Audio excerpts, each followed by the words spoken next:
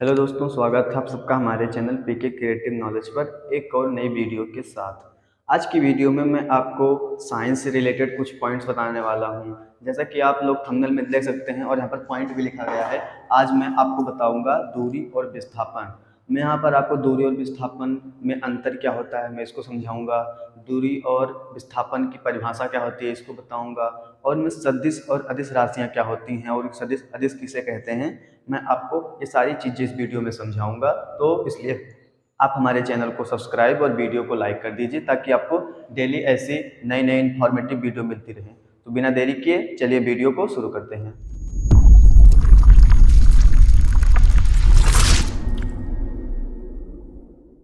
हम वीडियो को स्टार्ट करते हैं। देखिए यहाँ पर सबसे पहले लिखा गया है दूरी। हम दूरी की परिभाषा देख लेते हैं। किसी वस्तु द्वारा तय किए गए पथ की लंबाई को ही दूरी कहा जाता है। मतलब कि मान लीजिए कोई वस्तु ए है और एक बिंदु बी है।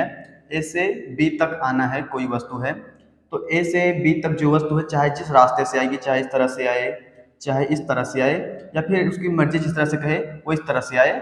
तो इस तरह से ए से बी तक जाने के लिए वस्तु ने जो रास्ता अपनाया रहेगा वही उसकी दूरी कहलाएगी। अर्थात किसी वस्तु द्वारा तय किए गए पथ की लंबाई को ही दूरी कहते हैं। मतलब कि अगर वो इस बिंदु से जाएगी तब भी उसकी दूरी इतनी होगी, अगर इस रास्ते से जाएगी इस रास्ते से तब उसकी दूरी इस रास्ते की कुल लंबाई होगी, अगर इस रास्ते से जाएगी तो इसकी दूरी ये कुल इतनी लंबाई रहेगी। मतलब कि कोई वस्तु एक बिंदु से दूसरे बिंदु तक जाने में कुल जितनी दूरी तय करेगी वही दूरी ही उसका, वही जो लंबाई होगी रास्ते की वही उस बिंदु की वस्तु की दूरी कहलाएगी। ठीक है, अब हम चलिए देखते हैं विस्थापन किसे कहते हैं।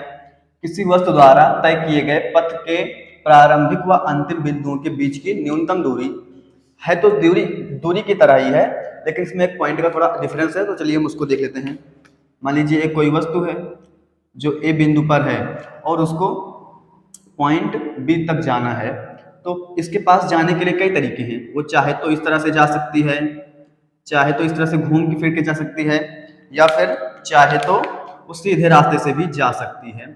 तो लेकिन आप अगर देखेंगे परिभाषा के अनुसार तो प्रारंभिक व अंतिम बिंदुओं के बीच की न्यूनतम दूरी, तो प्रारंभिक बिंदु ए, अंतिम बिंदु बी है। और इनके बीच की न्यूनतम दूरी कौन सी है आप लोग देख सकते हैं। जो ये नीली लाइन खींची गई है यही इनके बीच की न्यूनतम दूरी है। अगर ये इस रास्ते का अनुसरण करते हुए जाएंगे तब इनका रास्ता लंबा होगा, अगर इस रास्ते से जाएंगे तब भी इनके बीच की दूरी बढ़ेगी। तो क्या कहता है कि दो बिंदुओं के बीच की कम से कम जितनी दूरी हो पाएगी उसी को विस्थापन कहा जाएगा। तो यहाँ पर जो परिभाषा लिखी गई है आप इसको अपने टेस्ट में या एग्जाम में लिख सकते हैं। ये परिभाषा इसके लिए अच्छी रहेगी और ये एग्जाम्पल भी दे सकते हैं। इसके लिए एग्जाम्पल हो जाएगा समझने के लिए कि आप लोग समझ सकें कि कैसे होता है विस्थापन। दो बिंदु रहेंगे, इनके बीच की कम से कम न्यूनतम दूरी जो होगी वही कहलाएगी विस्थापन। जैसे कि जो ए और बी दिया गया है, नीली लाइन से दिखाया गया है, ये इनके बीच की सबसे कम दूरी है तो ये इसका विस्थापन कहलाएगा। अगर बात करें ये जो रेड लाइन खींची गई है तो ये भी तो इनके बीच की दूरी है, अगर इनको देखा जाएगा तो इनको दूरी कहा जाएगा, लेकिन ये जो रहेगा ये विस्थापन नहीं कहलाएगा। विस्थापन सबसे कम दूरी होती है। इसके बाद चलिए हम थोड़ा आगे दोस्तों अब हम इसके मात्रक के बारे में देख लेते हैं। तो जो दूरी होती है ये इसका मात्रक क्या होगा। दूरी को आप हमेशा बोलते हैं क्या, 5 मीटर, 10 मीटर, 15 मीटर, 20 मीटर। तो दूरी का जो दो मात्रक होते हैं, एक छोटा मात्रक हो जाएगा और एक बड़ा मात्रक। जो छोटा मात्रक होगा वो होगा मीटर में, और जो बड़ा मात्रक होता है, आप कहते हैं मेरा घर मेरे स्कूल से 4 किलोमीटर दूर है, तो यहाँ पर आप दूरी को किलोमीटर में बताते हैं। सेम उसी तरह और जो विस्थापन होता है ये भी दूरी से केवल एक पॉइंट में डिफरेंस होता है कि यहाँ पर न्यूनतम दूरी की बात की जाती है और यहाँ पर न्यूनतम दूरी की बात नहीं की जाती है, लेकिन मात्रक दोनों का सेम रहेगा, मीटर और किलोमीटर। जो मीटर होगा ये छोटा मात्रक होगा और जो किलोमीटर होगा ये बड़ा मात्रक होगा। अब मैंने यहाँ पर एक पॉइंट छोड़ा था, दूरी कौन सी राशि होती है, विस्थापन कौन सी राशि होती है। यहाँ पर मैं आपको बताऊंगा जो दूरी होती है ये अदिश राशि होती है, दूरी अदिश राशि होगी, और जो विस्थापन होगा ये सदिश राशि होता है। ठीक है, तो यहाँ पर पहले मैं आपको अदिश और सदिश बता देता हूँ। सदिश और अदिश होता क्या है। देखिए अदिश का मतलब क्या होगा, जिसमें परिमाण तो हो लेकिन दिशा शामिल ना हो, दिशा ना हो। और सदिश का मतलब क्या हो जाएगा, जिसमें दिशा शामिल हो या फिर दिशा हो। जैसे कि अगर आपसे कोई पूछता है कि आपका विद्यालय आपके घर से कितनी दूर पर है, तो आप बोलेंगे कि मेरा विद्यालय मेरे घर से 5 किलोमीटर दूरी पर है।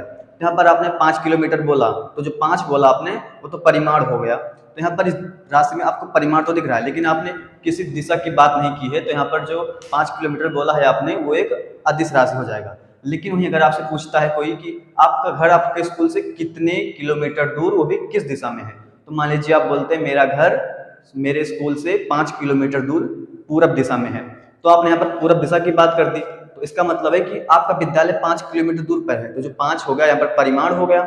उसके बाद आपने पूरब की बात कर दी है, इसका मतलब कि अगर आपको किसी को आपके विद्यालय तक पहुंचना है तो उसको एक निश्चित डायरेक्शन पूरब में ही जाना होगा।